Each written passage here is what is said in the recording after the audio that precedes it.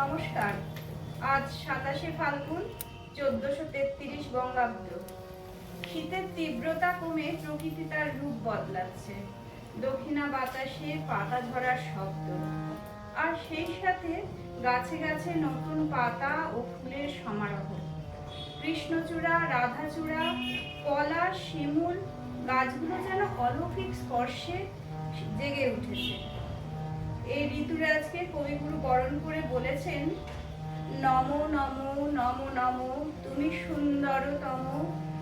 দূর হইল দৈন্যদ্বন্দ্ব, ছিন্ন হইল দুঃখ বন্ধ।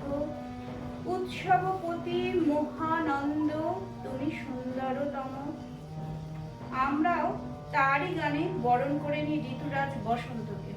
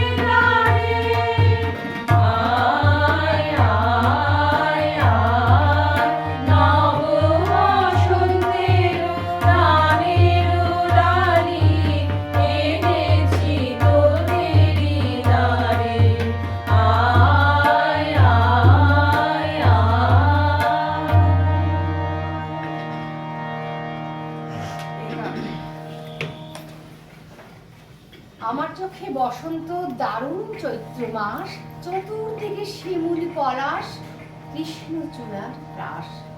ঝড় উঠেছে নিখুঁত কালো, বৃষ্টি ভেজা রাত।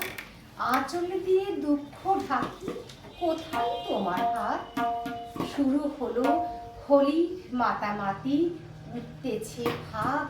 রাঙা সন্ধ্যাকাশে নব বরণ ধরল বকুল ফুলে, রক্ত রেণু ঝরল তরু মূলে।